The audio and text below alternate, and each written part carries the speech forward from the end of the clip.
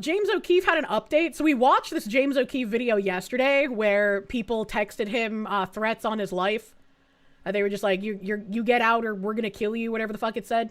We know you're in Minneapolis and you're with O'Keefe. You're in white Ford, license plate, blah, blah, blah, from Florida. You have 1 hour to leave or you're dead. He said, I've never experienced anything quite like today in my life. I've interacted with the cartel and have witnessed some crazy things in the desert in 24.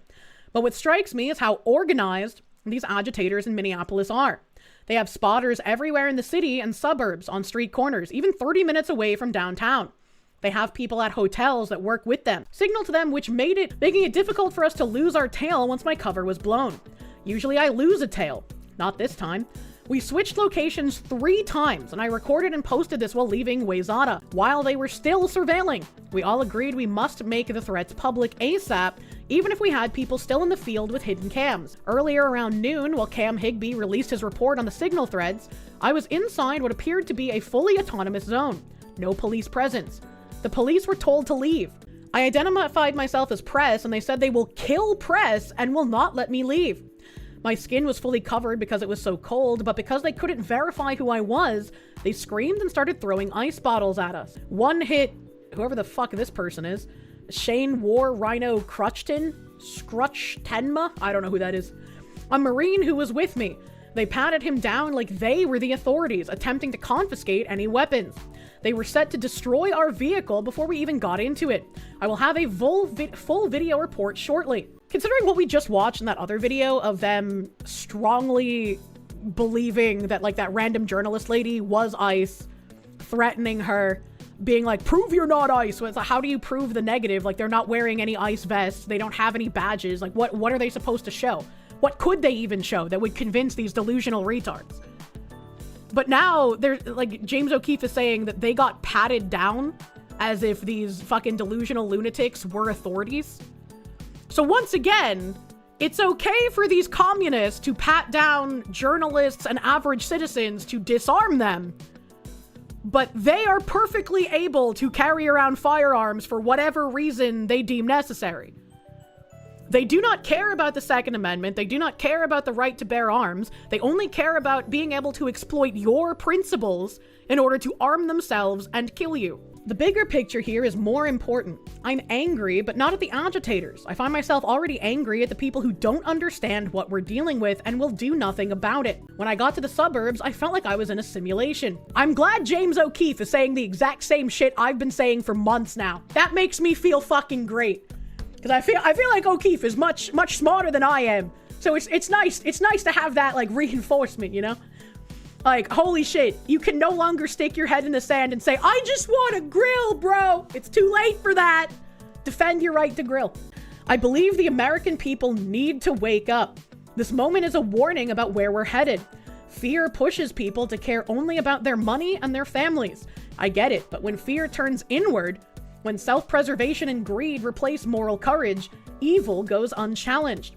And history shows that what we ignore today will come for us tomorrow.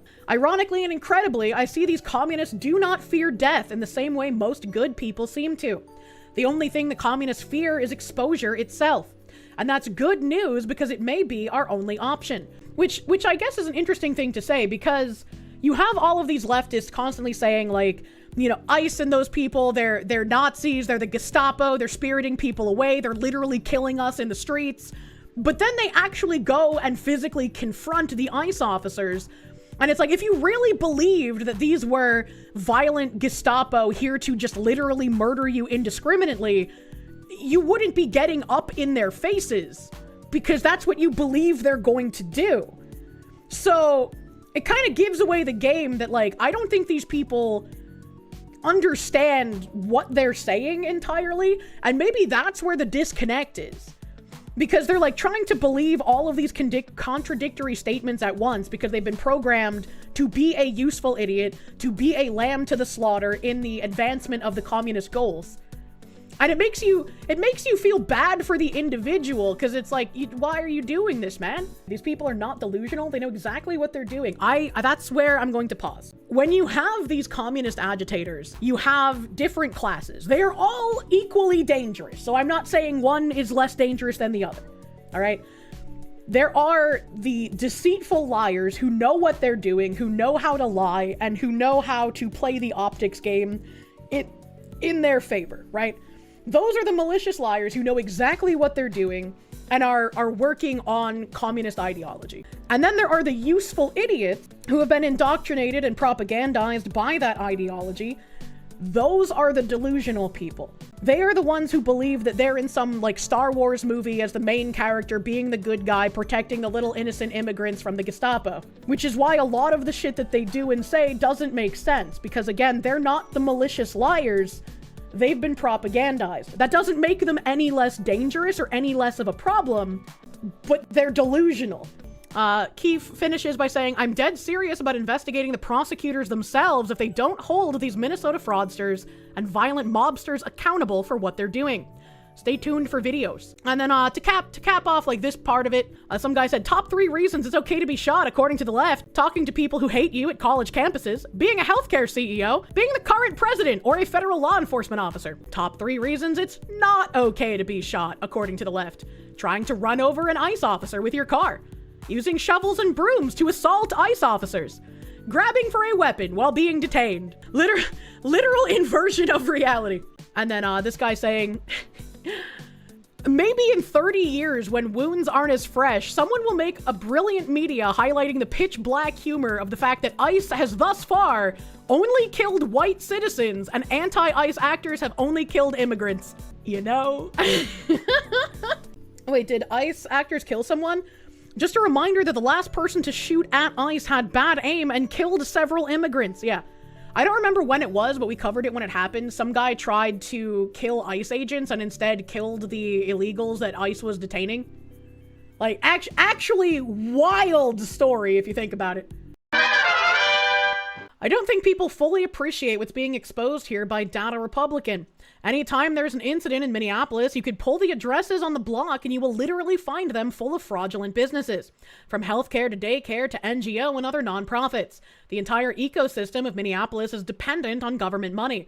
At the least, but likely fraudulent government money, more likely. And Data Republican said, take a look, 184 NPIs at 2614 Nicolette.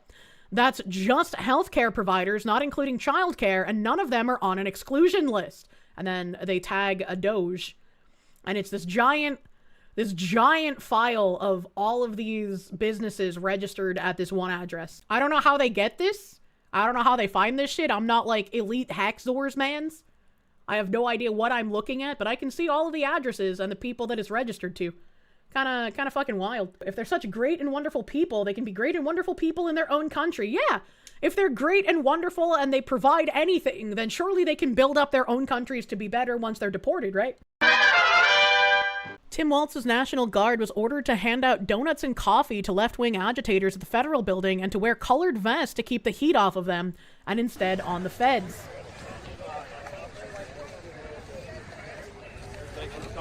Isn't that kind of weird when, like, the state government is saying, hey, we're going to use something to identify our soldiers separately from the federal soldiers so you know which ones are on your side, comrade? It's almost Valentine's Day. Ew, they're handing out Dunkin' Donuts, man. I like Dunkin's coffee, but their donuts are kind of low quality. Cup of coffee, sir? First, do you want on the end? Please, hot chocolate? Poor kids are being abandoned by their parents and they think being here illegally is more important than their own kids. It's really disorienting. Huge crowd marching through Minneapolis in an emergency protest after the ICE shooting of Alex Pretty.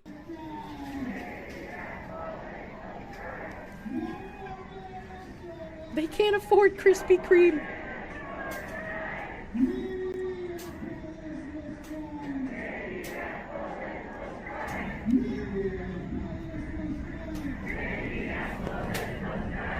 This guy just has a sign that says, what the actual fuck? Maybe he's just confused. He's just like, I don't even know what we're protesting for, so this is what my sign says. Rouse? Yeah, I know Rouse means get out, but it's like, what the fuck? Nuremberg.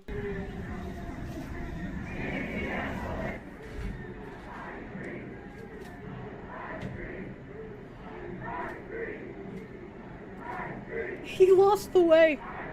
He is looking for the queen.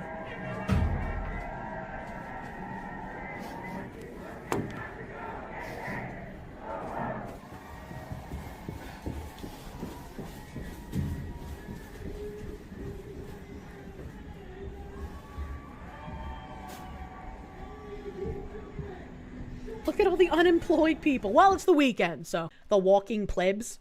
That guy had the Minnesota nice sign. What if we use like COVID tactics? Come be Minnesota nice. Hug your local ice. For anyone that claims carrying an extra mag is a problem, point to this. Why one cop carries 145 rounds of ammo on the job. Before the call that changed Sergeant Timothy Graman's life forever, he typically carried 47 rounds of handgun ammunition on his person while on duty. Now he carries 145 every day without fail. Graman's detailed the gunfight that caused the difference in a gripping presentation at the annual conference of the ASSN of SWAT Personnel Wisconsin in 2012. At the core of his desperate firefight was a murderous attacker who simply would not go down, even though he was shot 14 times with 45 cal ammunition. 6 of those hits in supposedly fatal locations. That's fucking wild. That guy was stronger than 50 Cent. The most threatening encounter in Graman's nearly 2-decade career with the Skokie, Illinois Police Department north of Chicago came on a lazy August afternoon in 2008, prior to his promotion to sergeant, on his first day back from a family vacation. He was about to take a quick break from his patrol circuit to buy a Star Wars game at a shopping center for his son's 8th birthday. An alert flashed out that a male black driving a 2-door white car. Why didn't it? What, male black? That sounds isn't bad. Black male driving a 2-door white car had robbed a bank at gunpoint in another suburb 11 miles north and had fled in an unknown direction. Graman's was only 6 blocks from a major expressway that was the most logical escape route into the city. Unknown at the time, the suspect, a 37-year-old alleged gangster disciple, had vowed he would kill a police officer if he got stopped. I've got a horseshoe up my ass. When it comes to catching suspects, Graman's laughed. He radioed that he was joining other officers on the busy expressway lanes to scout traffic. He was scarcely up to the highway speed when he spotted a lone male black driver in a white Pontiac Bonneville and pulled alongside him. He gave me the look. The "oh crap, there's the police" look, and I knew he was the guy, Graman said. Graman's dropped behind him, and then in a sudden last-minute move, the suspect accelerated sharply and swerved across 3 lanes of traffic to roar up an exit ramp. "I've got one running," Graman's radioed. The next thing he knew, bullets were flying. That was 4 years ago, Graman said, yet it could have been 10 seconds ago. With Graman's following close behind, sirens blaring, lights flashing, the Bonneville zigzagged through traffic and around corners into a quiet pocket of single-family homes a few blocks from the exit. Then, a few yards from where a 10-year-old boy was skateboarding on a driveway, the suspect abruptly squealed to a stop. He bailed out and ran headlong at me with a 9mm Smith in his hand while I was still in my car, Graman said. The gunman sank 4 rounds into the Crown Vic's hood while Graman was drawing his 45 cal Glock 21. "I didn't have time to think of backing up or even ramming him," Graman said. "I see the gun and I engage." Graman's fired back through his windshield, sending a total of 13 rounds tearing through just 3 holes. That's wild. A master firearms instructor and a sniper on his department's tactical intervention unit, I was confident at least some of them were hitting him, but he wasn't even close to slowing down, Graman said. The gunman shot his pistol dry, trying to hit Graman's with rounds through the driver's side window. But except for spraying the officer's face with glass, he narrowly missed and headed back to his car. Graman's, also empty, escaped his squad, a coffin he calls it, and reloaded on his run to cover behind the passenger side rear of the Bonneville. Now the robber, a lanky 6-footer, was back in the fight with a 380 Bursa pistol he grabbed off his front seat. Rounds flew between the two as the gunman dashed toward the squad car. Again, Graman's shot dry and reloaded. "I thought I was hitting him, but with shots going through his clothing, it was hard for me to be sure. This much was certain: he kept moving and kept shooting, trying his damnedest to kill me." In this free-for-all, the assailant had, in fact, been struck 14 times. Any one of 6 of these wounds, sorry, the writing is a little weird in some places, in the heart, right lung, left liver, any one of 6 of these wounds in the heart, right lung, left lung, liver, diaphragm, and right kidney could have produced fatal consequences in time, Graman emphasizes. He got shot in the heart and was still moving? That's fucking crazy. I wonder if he was on any kind of drugs, because like, what the fuck? How do you do that? That's pretty much every vital organ. Yeah, that's impressive. But time for Graman's, like the stack of bullets in his 3rd magazine, was fast running out. In his trunk was an AR-15 and an overhead rack inside the squad, a Remington 870. But reaching either was impractical. Graman's did manage to get himself to a grassy spot near a tree on the curbside of his vehicle, where he could prone out for a solid shooting platform. The suspect was in the street on the other side of the car. I could see him by looking under the chassis, Graham recalls. I tried a couple of ricochet rounds, but didn't connect. Then I told myself, hey, I need to slow down and aim better. When the suspect bent down to peer under the car, Graham carefully established a sight picture and squeezed off 3 controlled bursts in rapid succession. Each round slammed into the suspect's head, one through each side of his mouth and one through the top of his skull into his brain. At long last, the would-be cop killer crumpled to the pavement. Dude peeked under the car and this guy hit him 3 times in the head. That's crazy. This guy had crazy fucking aim. Holy shit. The whole shootout lasted 56 seconds, Graham said. The assailant had fired 21 rounds from his 2 handguns, inexplicably, but fortunately, he had not attempted to employ an SKS semi-automatic rifle that was laying on his front seat ready to go. Graham had discharged 33 rounds and 4 remained in his magazine. 2 houses and a parked Mercedes in the vicinity had been struck by bullets, but with no casualties. The young skateboarder had run inside yelling at his dad to call 911 as soon as the battle started. Smart fucking kid. And also escaped injury. Despite the fusillade of lead sent his way, Grahman's only damage beside glass cuts was a wound on his left shin. His dominant emotion throughout his brush with death, he recalls, was feeling very alone, with no one to help me but myself. Remarkably, the gunman was still showing vital signs when EMS arrived. Sheer determination, it seemed, kept him going. For no evidence of drugs or alcohol was found in his system. Okay, that is fucking wild. Holy shit. How? I hope they studied that man's body, because that's fucking wild. Who hasn't gone on a PCP binge and shot a couple of cops? I mean, come on. Clearly he was just high on life, because what the fuck? He was transported to a trauma center where Grahman's was also taken. They shared an ER bay with only a curtain between them as medical personnel fought unsuccessfully to save the robber's life. At one point, Grahman's heard a doctor exclaim, "We may as well stop. Every bag of blood we give him ends up on the floor. This guy's like Swiss cheese. Why did that cop have to shoot him so many times?"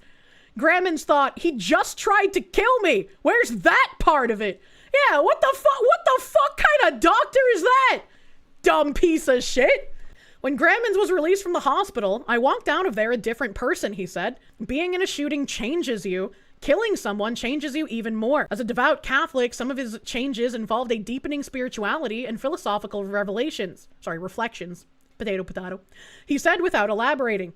At least one alteration was emphatically practical. Before the shooting, Grahman's routinely carried 47 rounds of handgun ammo on his person, including 2 extra magazines for his Glock 21 and 10 rounds loaded in a backup gun attached to his vest, a 9mm Glock 26. Now, unfailingly, he goes to work carrying 145 handgun rounds, all 9mm. Those include 3 extra 17-round mags for his primary sidearm, currently a Glock 17, plus 2 33-round mags tucked into his vest, as well as the backup gun. Besides all that, he's got 90 rounds for the AR-15 that now rides in a rack up front. Paranoia?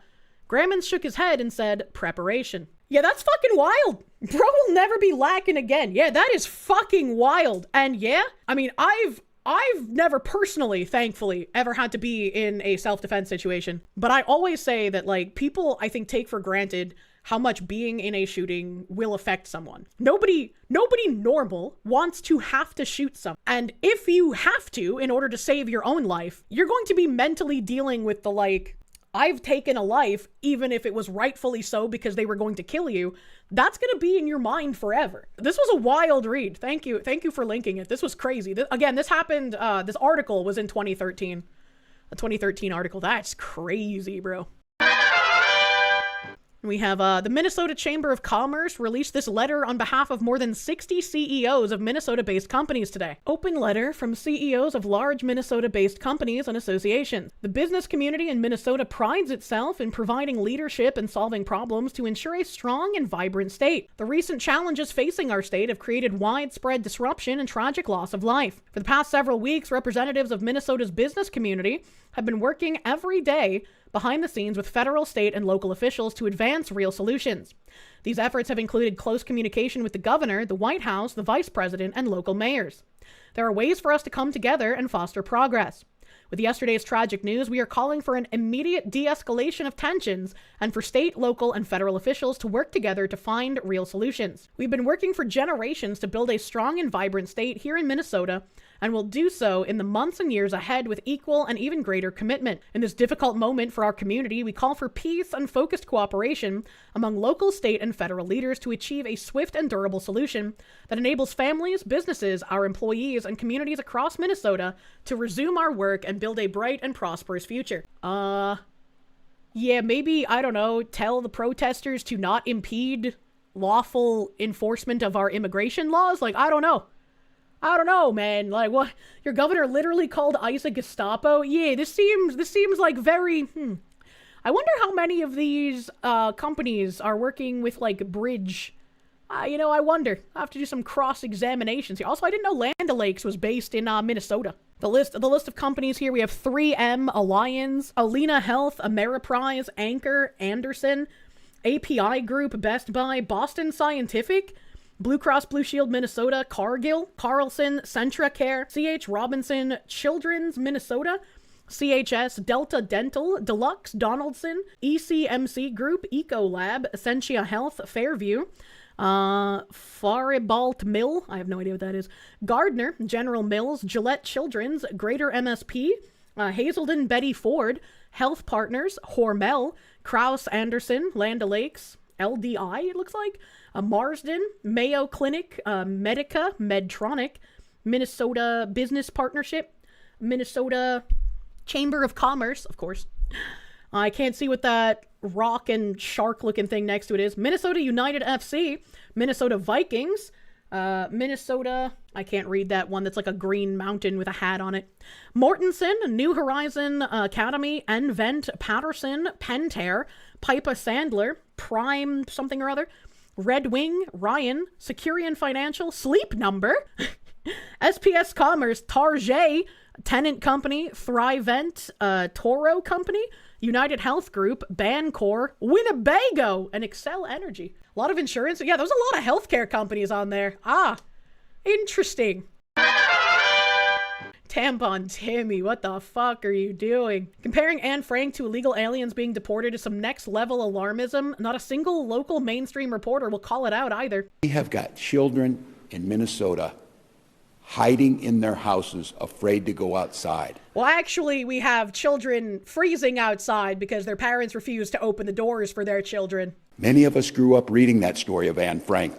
Somebody's going to write that children's story about Minnesota. And there's one person who can end this now. We have got... Anne Frank was an illegal immigrant. What the Anne Frank was being taken in to get martyred because she was Jewish. What the fuck?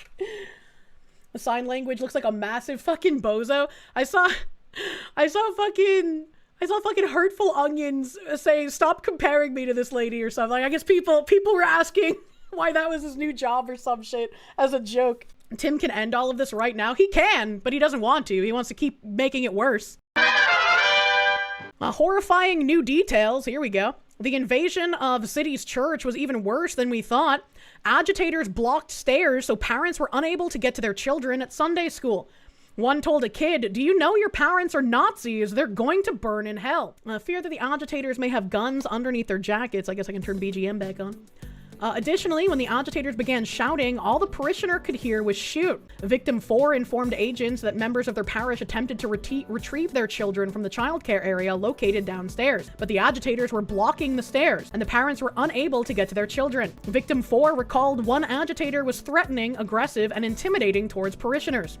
Additionally, this agitator was screaming and getting in people's faces, including women and young children. This agitator continued to scream in the faces of young children while they were crying. I hope while reading this, everyone remembers Jay Jones saying that he wants to see Republicans' children die in their parents' arms, and that guy got elected to Attorney General in Virginia. These people do not care about children. They only care about children insofar as they can exploit that to make you defend what they're doing. On January 19th, 2026, Homeland Security Investigations and Federal Bureau of Investigation special agents interviewed Victim 6 regarding the incident that took place at City's Church on January 18th, 2026. I've learned the following from a report of the interview. Victim 6 was joined by his wife, Victim 2, and their children. Victim 6 recalled an African-American woman yelling, "Excuse me, pastor, excuse me, pastor. Do you know you're harboring ICE agent?" And then said Victim 1's name. Victim 6 recalls protesters everywhere in the aisles chanting, "Victim 1 out." Victim 6 thought to himself that this is what it would feel like to be in a mass shooting. Victim 6 described the events as surreal and could not believe what was happening. Victim 6 recalled people shouting and running, children crying, as well as people singing and praying. Victim 6 recalled Kelly screaming "Nazi" in people's faces, in addition to confronting children saying, "Do you know your parents are Nazis? They're going to burn in hell." Victim 6 was scared the agitators were not going to let people leave, and that they were going to harm Victim 1's family for harboring Victim 1. Victim 6 later stated protesters followed and surrounded them in their car and would not let them leave. Victim 6 informed agents that their face is on the city's church website, and they are afraid people will try and come to their house at night. Victim 6 recalled his child stating to him, "Daddy, I thought you were going to die." Victim 6 ended the interview and acknowledged that his children are traumatized. Conclusion. Based on all of the foregoing facts, I submit that there is probable cause to believe the defendants Armstrong, Allen, Kelly, and then Redacted have committed a violation of 18 U.S.C. 241 and 248. Tyler O'Neill continues here. William Kelly, the woke farmer, shouted, "This ain't God's house, this is the house of the devil." What the fuck? Unknown parishioners are observed falling to the ground while exiting City's church through the north side door. Approximately 20 seconds later, Michael is observed entering City's church. Redacted entered City's church with his camera recording Redacted live broadcast. Are they redacting Don Lemon's name? Is that who's getting redacted, man? Based on my review of the video, it appears the parishioners are confused and shocked by agitators' conduct. Again, based on the video, agitators can be heard yelling "ICE out" and blowing whistles. Based on my training and experience, anti-ICE agitators use whistles to disrupt ICE operations and notify others of their presence. During the Redacted broadcast, Armstrong and Allen are observed yelling "ICE out." Kelly can also be heard yelling, "This ain't God's house, this is the house of the devil." Based on my review of Kelly's numerous social media posts, I recognize that is Kelly's voice on the video saying these words. Redacted can be observed walking with a winter-style jacket and hood over his head in what appears to be an attempt to conceal his identity. Several other agitators or parishioners are wearing winter-style jackets with their hoods down. During his live stream, Redacted explained that Operation Pull-Up learned that one of the pastors for City's church is a member of ICE. During his broadcast, Redacted tells his viewers that he's there chronicling and reporting. "We're not a part of the activities, but we're here just reporting on them." Redacted is observed engaged in agitator chants, yelling and raising his hands.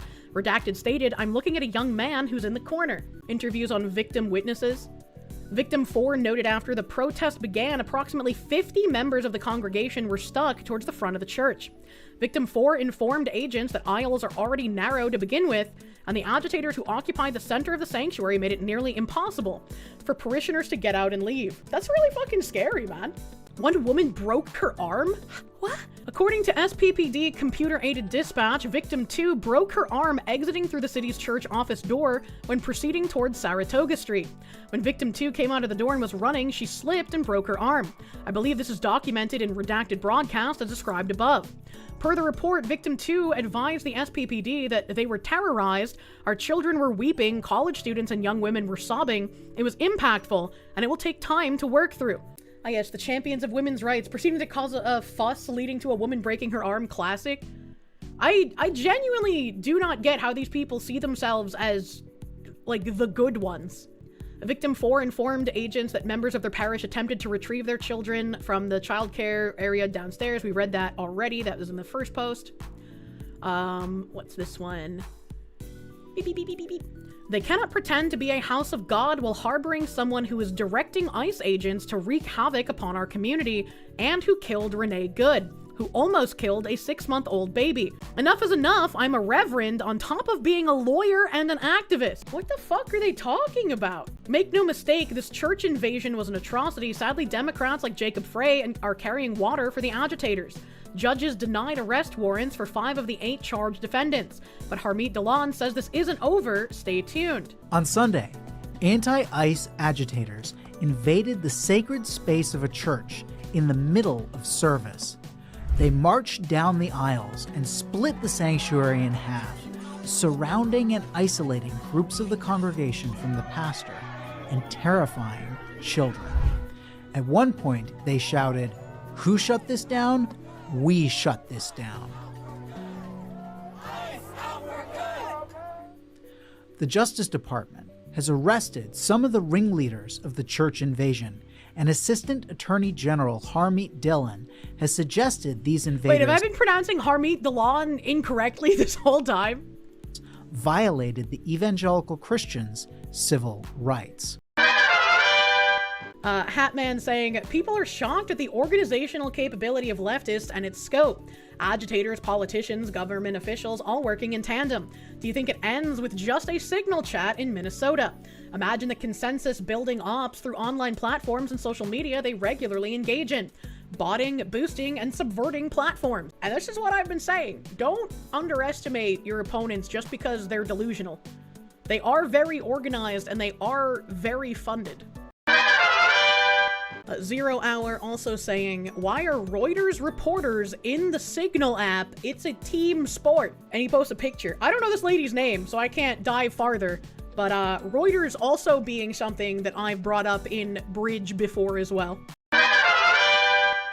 Antifa organizations in multiple states have gone to full mobilization status, and individuals associated with the John Brown Gun Club, Socialist Rifle Association, Redneck Revolt, and Armed Queers Salt Lake City are traveling into Minneapolis region from various locations, apparently aiming to precipitate an armed standoff. Well, that seems kind of weird. I'd say you shouldn't go there with the express purpose of like wanting to use your weapon. That's kind of fucking strange, my guys. I don't understand this. Armed Queers Salt Lake City.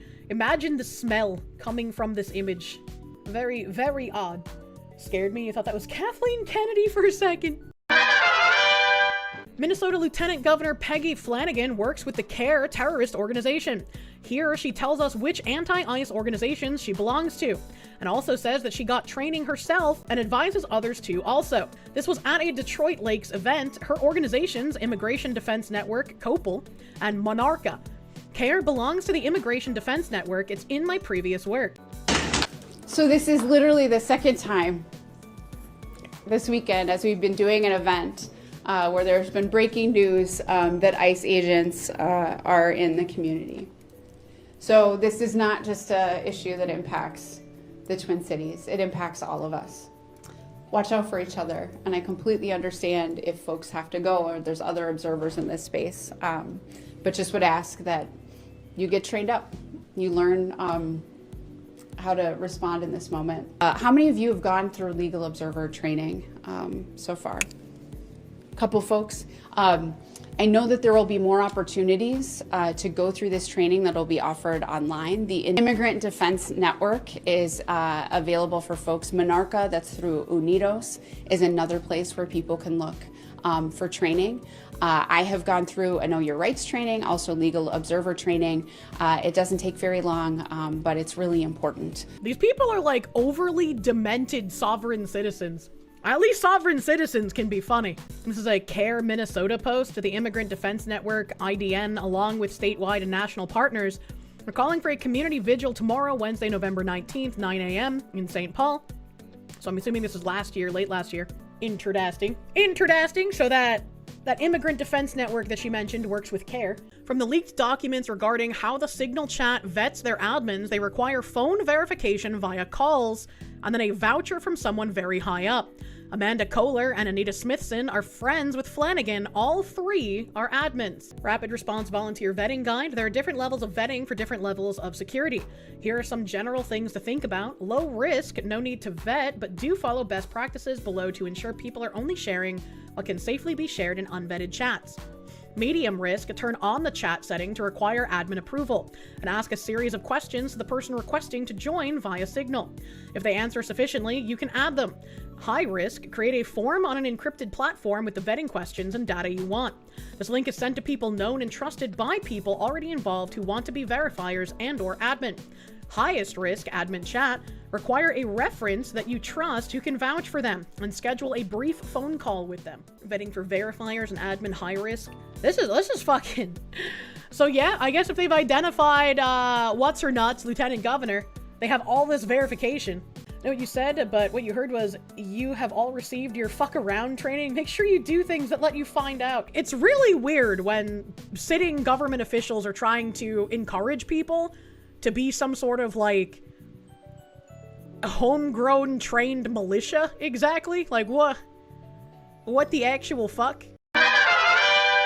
Statement by President Obama and Mrs. Obama. The killing of Alex Pretty is a heartbreaking tragedy. It should also be a wake-up call to every American, regardless of party, that many of our core values as a nation are increasingly under assault. Federal law enforcement and immigration agents have a tough job, but Americans expect them to carry out their duties in a lawful, accountable way, and to work with, rather than against, state and local officials to ensure public safety. ICE can't work with local and state officials. If local and state officials' statement is, ICE get the fuck out, we want the illegals here, we want the criminals here, we don't want you to enforce immigration law. There's no working with that. That's not what we're seeing in Minnesota. In fact, we're seeing the opposite. For weeks now, people across the country have been rightly outraged with the spectacle of masked ICE recruits and other federal agents acting with impunity and engaging in tactics that seem designed to intimidate, harass, provoke, and endanger the residents of a major American city. You got that backwards. It's the illegals who are endangering people in the city. It's the rioters going and interfering with ICE that are further endangering everyone involved, ICE and regular immigrants and the illegals and themselves and citizens. They're the ones creating the issues. These unprecedented tactics, which even the former top lawyer of the Department of Homeland Security in the first Trump administration has characterized as embarrassing, lawless, and cruel, have now resulted in the fatal shooting of 2 U.S. citizens. Well, Renee Good shouldn't have tried to run over an ICE agent, and Pretty shouldn't have engaged an agent in fisticuffs while having a firearm. You don't do that, man. And yet, rather than trying to impose some semblance of discipline and accountability over the agents they've deployed, how about having a semblance of discipline and accountability for all of the people all over the country attacking the ICE agents with impunity? The president and the current administration officials seem eager to escalate the situation. They're not the ones escalating it! They're actually not doing enough to protect people. While offering public explanations for the shootings of Mr. Petty and Renee Good that aren't informed by any serious investigation and that appear to be directly contradicted by video evidence, this has to stop. I would hope that after this most recent tragedy, administration officials will reconsider their approach and start finding ways to work constructively with Governor Walz and Mayor Frey, as well as state and local police to avert more chaos and achieve legitimate law enforcement goals. In the meantime, every American should support and draw inspiration from the wave of peaceful protests in Minneapolis and other parts of the country. They are a timely reminder that ultimately it's up to each of us as citizens to speak out against injustice, protect our basic freedoms, and hold our government accountable. We should hold our government accountable, which is why I want to see Jacob Frey arrested, Ilhan Omar arrested and deported, fucking Tim Walz arrested, both for fraud and inciting violence. I would love to have them held accountable. I would love to see that. During the 4 years of crooked Joe Biden and Democrat failed leadership, tens of millions of illegal alien criminals poured into our country, including hundreds of thousands of convicted murderers, rapists, kidnappers, drug dealers, and terrorists. I won the election in a historic landslide, and Republicans won majorities in both the House and Senate, in large part because we pledged to seal the border, which we have done, and launched the largest mass deportation of illegal alien criminals in American history. This deportation effort is underway, and in Republican-run cities and states, these operations are going peacefully and smoothly, because local law enforcement officers are allowed to work with their federal counterparts. For example, in the 5 Republican-run states of Texas, Georgia, Florida, Tennessee, and Louisiana, ICE has arrested 150,245 criminal illegal aliens over the past year, with 0 protests, riots, or chaos. Why? Because local police and ICE are cooperating and working together. Meanwhile, Democrat-run sanctuary cities and states are refusing to cooperate with ICE. And they are actually encouraging left-wing agitators to unlawfully obstruct their operations to arrest the worst of the worst people. By doing this, Democrats are putting illegal alien criminals over tax-paying, law-abiding citizens. And they have created dangerous circumstances for everyone involved. Tragically, 2 American citizens have lost their lives as a result of this Democrat-ensued chaos. True. This is why I am hereby calling on Governor Walz, Mayor Frey, and every Democrat governor and mayor in the U.S. to formally cooperate with the Trump administration to enforce our nation's laws, rather than resist and stoke the flames of division, chaos, and violence. 1. Governor Walz and Mayor Frey should turn over all criminal illegal aliens that are currently incarcerated in their state prisons and jails to federal authorities, along with all illegal criminals with an active warrant or known criminal history for immediate deportation. State and local law enforcement must agree to turn over all illegal aliens arrested by local police. 3.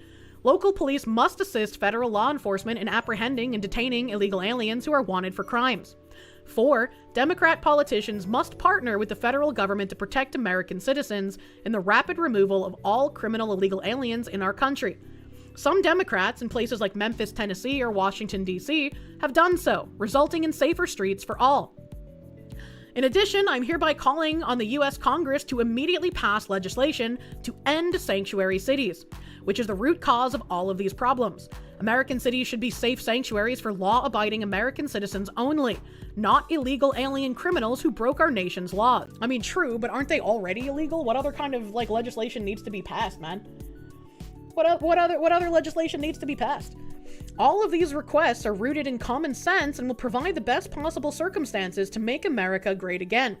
The Trump admin is standing by and waiting for any Democrat to do the right thing and work with us on these important matters of making America safe, like it is in all sections of our country where we, together with local leadership, participating and involved. Strongly worded letter?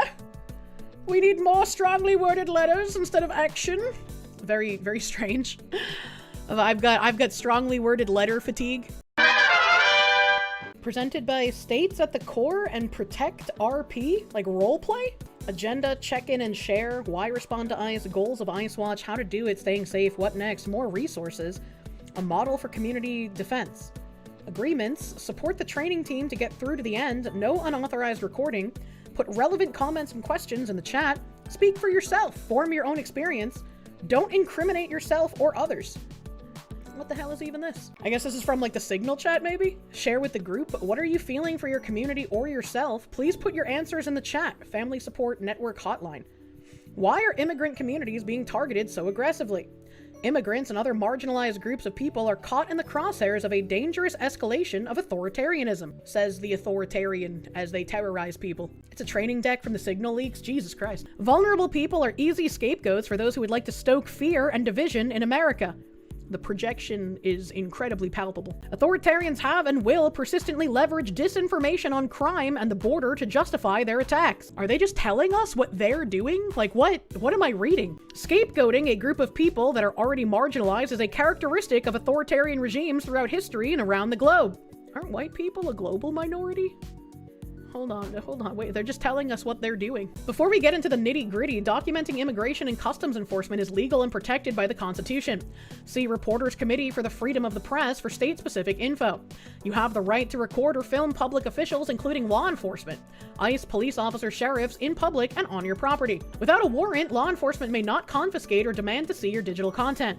Remember, just because you have rights doesn't mean they will be respected. Know your rights before you begin watching. What is ICE and Migra Watch? ICE or Migra Watch was adapted from Cop Watch training that originated with the Black Panther Party. Aren't Black Panthers black supremacist organization? Hold on, wait a minute. In the 1960s and was utilized again in the 1990s and beyond. In 2017, People's Response Team and OCAD adopted Cop Watch training for what we refer to in this training as ICE Watch.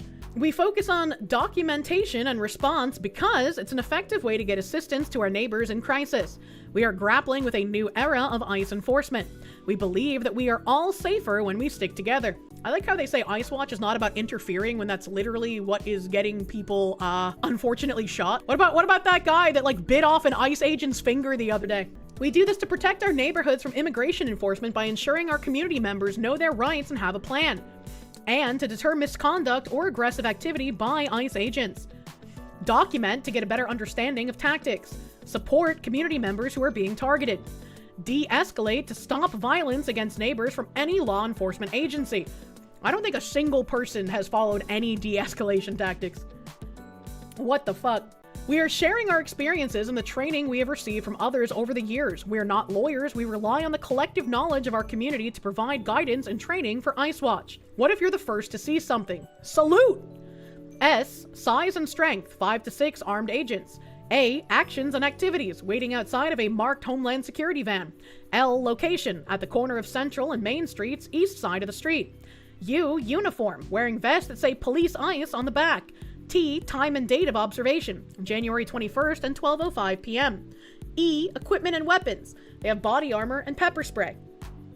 False alarms and rumors can be harmful because they exhaust responders. Get as much information as quickly as possible, confirmed with photos of the operation or asking the suspected officials if they are ICE.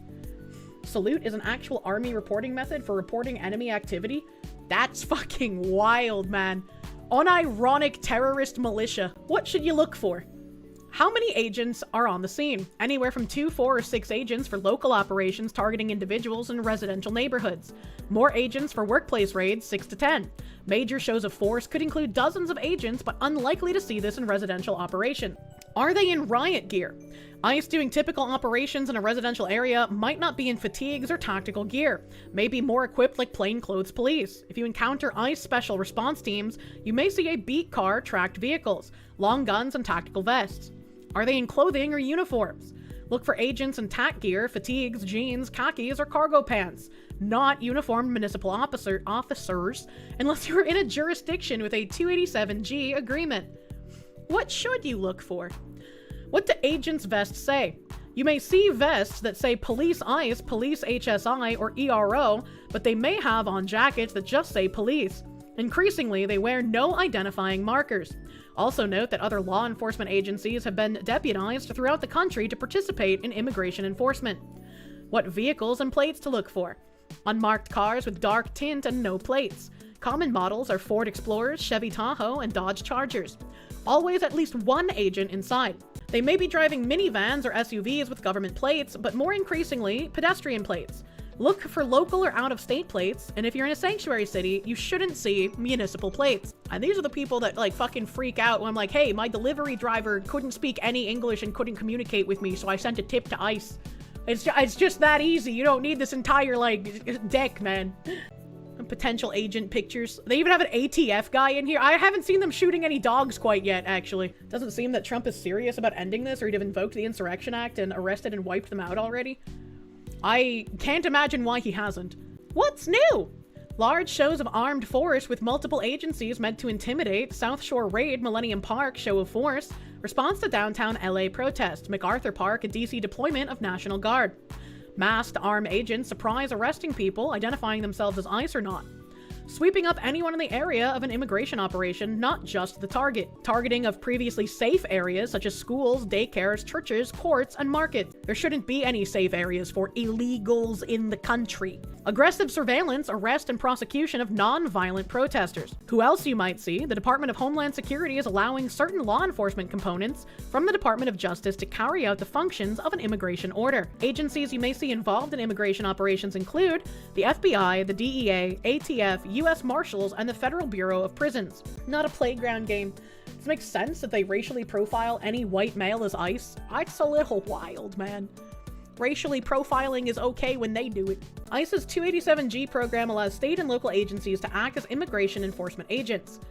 The jail enforcement model targets people already in custody. Warrant service officer program allows ICE to train, certify, and authorize state and local law enforcement officers to serve and execute administrative warrants in their agency's jail. Task force model serves as a force multiplier, allowing state and local law enforcement agencies to enforce limited immigration authority with ICE oversight during their routine duties. You know, looking at like how organized and how much information they have on how to be disruptive of our laws and our enforcement agents makes me think like, are there even any equivalencies to this on the right anywhere?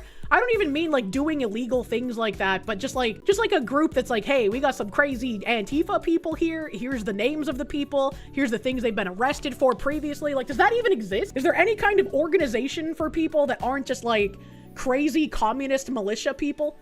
It's like what to do after Salute is here as well. Like just insane amount of information. And of course they use a Powerpuff Girl sticker. Use Signal for digital security. Download the Signal app to your smartphone. Tell you about the initial setup. If you're working with a group, coordinate and connect with a hub of others who are ICE watching. For example, Protect RP set up a response alert signal group for roughly 500 neighbors who have been trained. Other neighborhoods are doing the same. Some groups are 10 people or less. You can do this with just a handful of neighbors. If possible, work in 3. Communication is key. Priority 1, recorder. 2, engager. 3, monitor. These people are insane. What the fuck? What the actual fuck? There's like 1 million more pages to this too. Literally 1 million more pages. This is insanity. What the fuck? And this thread is sobering. The right wing has nothing like this anywhere in the country for any purpose. Someone already answered my question the other day. This lady saying, if you enter Malaysia illegally, you get 1 to 5 years in prison and then deported. Hungary, 8 years in prison, then deported. Japan, 3 years in prison, then deported. Qatar, 3 years in prison, forced labor, and then deported. North Korea doesn't even bother with you. They'll just execute you. I don't know if that's true. I don't know about North Korea. South Africa, 1 year in prison, then deported. If you're white or Christian, you may also face execution. America, no prison, white liberals literally dying for you, free attorney to help you beat the system, Democrats using sanctuary laws to protect you even if you're a criminal, using federal tax dollars to give you cash and then pay you for free housing, healthcare, iPhone, food, clothes, and even give you a driver's license or a CDL alongside a special social security number that you can use to defraud the US government with your very own medical, transportation, and child daycare center. That they'll even help you set up so long as you vote and vote for Democrats only. Bottom line, Democrats are buying votes using our tax dollars to do it. Our stolen tax dollars also end up in their campaign funds this way. When Trump finally stood up to fight back against this is when the Democrats and their legacy media lapdogs all started to brainwash leftists into thinking and believing that enforcing our immigration laws is somehow Nazism. Our brave federal agents are the brown shirts, when in reality, it's nothing more than simply enforcing our immigration laws. And then someone else here added to it. Where is it? Here's more. Pakistan, up to 10 years. India, up to 8 years. Indonesia, up to 5 years. I'm assuming this is imprisonment. Myanmar, 1 to 5 years. Seychelles, 3 years. France, 1 to 3 years. Denmark, 6 months to 3 years. Romania, 6 months to 3 years. Poland, up to 2 years. Mexico, up to 2 years for illegal entry. Luxembourg, 8 days to 1 year. Germany, up to 1 year. Estonia, up to 1 year. Finland, up to 1 year. Switzerland, up to 1 year. Montenegro, up to 1 year. Iceland, up to 6 months. Singapore, up to 6 months. And Greece, roughly 3 months. That's pretty interesting. Ain't no way we're being outdone by India. Absolutely. It's pronounced Seychelles. Oh, Seychelles by the seashore. North Korea will torture and interrogate you and then execute you. These people are immune to logic, imagine. France does not enforce their laws, though, but they do have it on the books. Just like us, and we should be allowed to enforce our laws. Abso-fucking-lutely. Progressive magazine The Nation just published an extremely disturbing article arguing against the imprisonment of rapists. The writer was brutally gang raped by a pack of men for 6 hours but refused to report the crime to police because she believes in the abolition of all police and prisons. The writer barely stops to consider how her decision to keep these men on the street endangers other women and the rest of society. There's a lot wrapped up in this feeling that is hard to explain or justify. Let me read the screenshot first, because I think he continues beyond it. The simple answer to the question of why I never reported the rape is that I believe in the abolition of police and prisons. The less simple, less articulate answer is that to pursue prosecuting and potentially incarcerating other people is inconceivable to me, even when they have hurt me more than I could ever believed possible. Because of this, I can only vocalize what I want in negative and inherently impossible terms. That all I want is for it to have never happened. The prospect of being a participant in other people's incarceration is as alien to me as anything could be, to the point that I can only conceive of it in childish terms. How silly and strange it would be to have a group of people incarcerated at my expense, when doing so would do nothing to fix the damage they have already so thoroughly done. I think in just this one paragraph, she has succinctly explained why women should not be given power over anything. Because she's saying that she can only conceive of it in childish terms, and if you're not going to be an adult and apply law and logic to things, why should you be given the ability to have power over anything? That's kind of wild. This bitch needs therapy. And I guess he continues writing from the article, because this is all in quotes. There's a lot wrapped up in this feeling that is hard to explain or justify. My empathy for these men is perverse. Its recipients undeserving. Maybe it simply stems from the fact that, as I've been told, I've always been too nice, too apologetic, which is a characteristic itself I feel tired of apologizing for. You know, I've had many a time on stream where I'm just like, you know, logically, I shouldn't feel bad, but I still have, like, that woman brain niggling at me in my mind, being like, there's something that makes you feel empathetic here, even though you rightfully shouldn't using logic. And I'm just like, sometimes I can't help that. And that's why when certain things need to get done, I should just stay out of the fucking way. Paradoxical madness, thank you. You're a joker laughing right now? Holy shit. You couldn't come up with such a dark joke, and yet they write themselves. And it's like, I'm joking about like, oh, this is why women shouldn't have power, but this is exactly like that male politician from some European country. I can never remember which European country it was, but he was like some local politician there, and he got raped by a migrant. This man got his asshole obliterated by a migrant. And then he cried when the migrant got deported. And he said that he wished he could have done more to prevent the migrant from getting deported, because merely being raped should not be a reason to face deportation. So it's like, it's not just a woman mindset. It's just, I don't even know what it is. Like, what kind of like brain tapeworms do these people have? But I don't want to ruin the lives of my rapist, and I don't know if they have children. I'm starting to believe this woman wasn't raped at all, and she's writing like some fan fiction pretending she's Joan of Arc standing up for these like marginalized people. Like, this is wild to read. I genuinely cannot wrap my head around a mindset of someone who has actually gone through a brutal, not just rape by one person, but gang rape by 6, and having this mentality. How do you do this? What kind of delusional, brain-broken thought has brought you here? Like, even men who have never known someone to have been raped will be like, yeah, fucking string up the rapist. Fucking execute him. Like, what is this? The only thing I want is for them to never have done what they did to me. And nothing, including sending them to prison, will ever change that reality.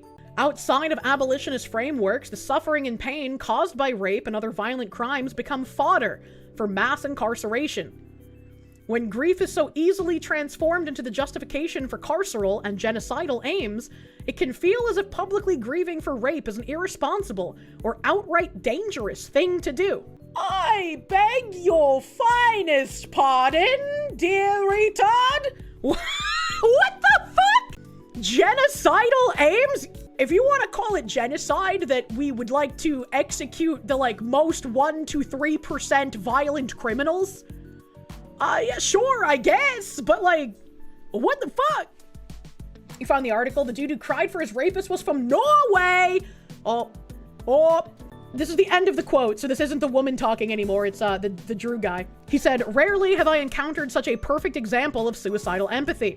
I feel sorry for the author because they are clearly mentally disturbed, but the reality is that this ideological position is extremely selfish and puts so many innocent people at risk. And what's even scarier is that there will be people who praise her for this." Like, that's horrifying to think about. For too long, the immigration debate has been dictated by the hysteria, hatred, and fear-mongering of the far right. They point to a dystopian picture of London as a city that's fallen. And let's be frank, they do so because they can't stand what London represents. A city that's diverse, progressive, and thriving. Their rhetoric isn't just false, it's cruel, callous, and deeply dangerous. That's why we must fight back against this narrative that diversity is inherently bad for our society, and therefore, all immigration is too. The drastic fall in legal migration provides a unique opportunity for progressives to reset the immigration debate and to take the public with us. There's a clear path that could allow us to highlight the benefits of immigration, be open about the type and level that we need, reject the relentless demonization of immigrants and the race to the bottom, which is sending shivers of fear through our communities, and ensure people know that we'll always put control, compassion, and contribution at the heart of our approach. We should be tearing down barriers to participation in our society and economy, not putting them up. Because true integration is what transforms immigration from a potential source of friction. No. I'm too slow. Into a driver of economic growth and community cohesion. It falls to us to win this battle of ideas, to make an unapologetically positive case for controlled immigration, to defend a prosperous nation, united not by creed or color, but by a shared faith in fairness and contribution, and to build a Britain big enough to accommodate all our dreams, bound by the conviction that our best days are still to come. Hail Shinra! Did Sadiq GPT write that? I looked at this and I was like, there's no way this is anything besides a villain speech in a JRPG. Holy fuck. I curse Vishnu. This was a speech at the Fabian Society, 1884, the society Orwell based 1984 on. You have no existing industry anymore. You cannot even produce steel anymore. Imagine. I was trying so hard to like not be too slow to read that in the time of the song. I tried my best, chat. Final Fantasy villain-ass speech. Yeah, I was like, I need some fucking Bioshock music for this. When asked at Davos if Japan needs more foreign workers, Minister Katayama answered, Japan will not follow Europe and become an immigrant society. And someone asked Grok to verify, but then an actual human responded and showed some images from Davos. But we are not imagining that situation where our society will be like European countries. That is very different. Look at this guy's face. He's like, I can't believe you've done this. I can't believe you said this. Based Japan.